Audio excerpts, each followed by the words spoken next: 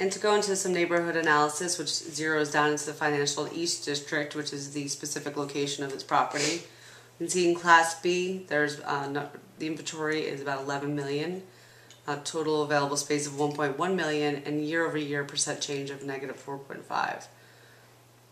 The total vacancy rate in financial East District is 10.2% with an average rental rate of $35. You can see year over year the overall vacancy has gone down from 12.1% to 11.5%. To go into some competitive rent analysis, I took, zeroed in as much as I could onto some properties I felt were most comparable to 80 Broad Street. Here I have a mix of A and B buildings. These are done deals that were completed recently. Based on this, I was in an analysis of the asking rented area. We were able to determine that we could ask an asking rent of about $35 a foot with a taking deal in the low 30s and 31 square foot range. This in addition to free rent of about 6 to 8 months and TI of around $30. Just briefly go over the strengths, weaknesses, opportunities, and threats of this property.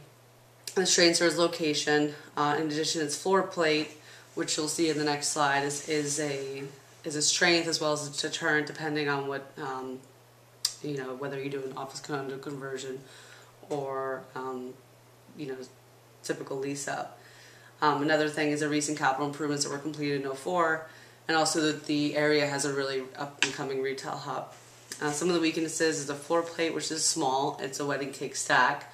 There's also a lot of availability in this size range. As I mentioned, there's 12 competing buildings in the area with similar availabilities, and also the poor reputation of SWIG is a deterrent. Some of the opportunities is the rebounding market. In addition, it's big block space, which is not as often in the downtown market where you have some smaller floor plates. And also the opportunity for us to come in as new owners and so pump in some new capital and bring the property back to life.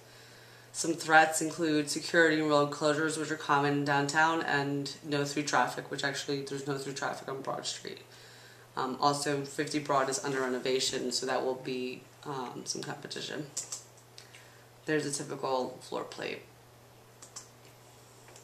Okay, so based on this, we reviewed some alternative strategies.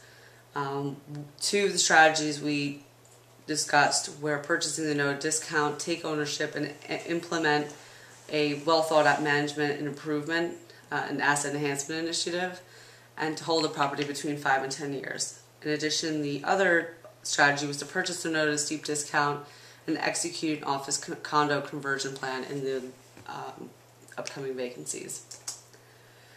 Basically, with this long-term hold, the first management-related improvement asset enhancement initiative, as I said, was to purchase the note at $67 million, which is 89 cents on the dollar.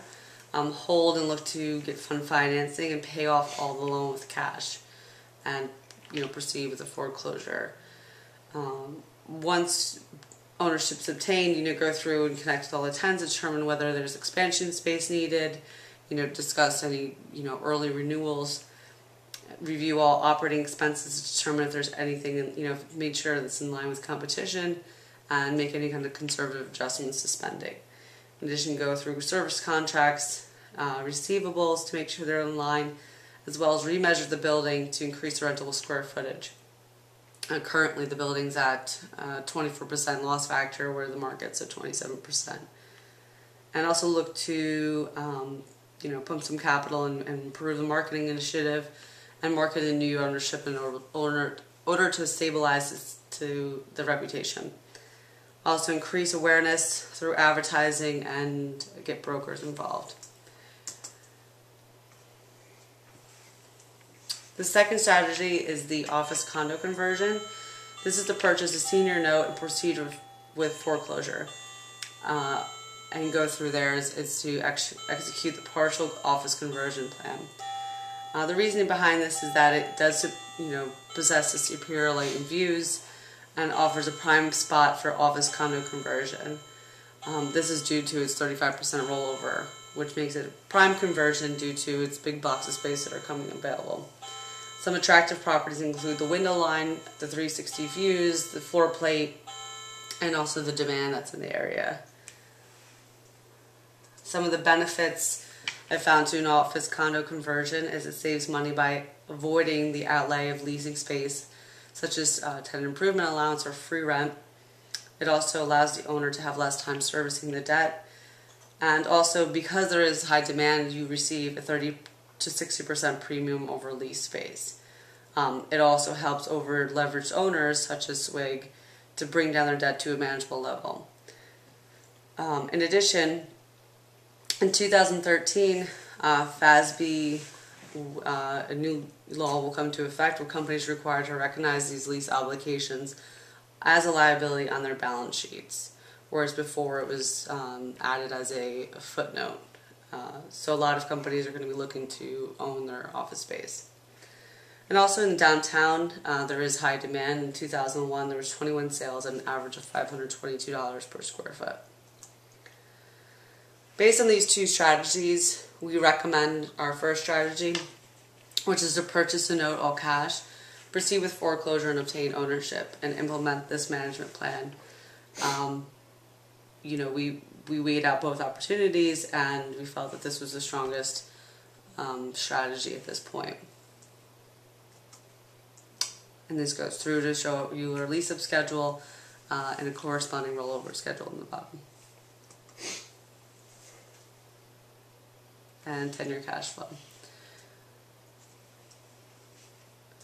So based on strategy 1, 10-year cash flow, we went through a rate of return analysis. We did sort of a sensitivity analysis here. We have a cap rates between, from 6 to 7 to 8.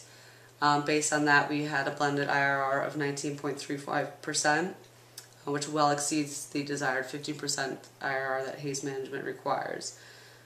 We also have taken advantage of the distressed loan market and purchased this property at $163 a foot, whereas the market ranges anywhere from $160 to $180 a foot, and $250 from the peak.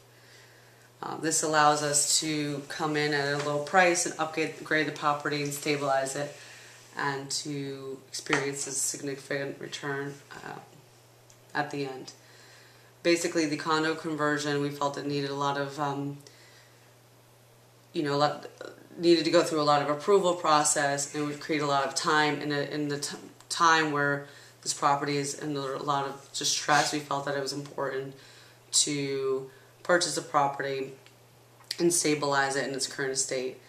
We feel it is still potentially an opportunity for the future, but at this point we felt that this was the best alternative for at least the first 3 years. And that's it. Any questions?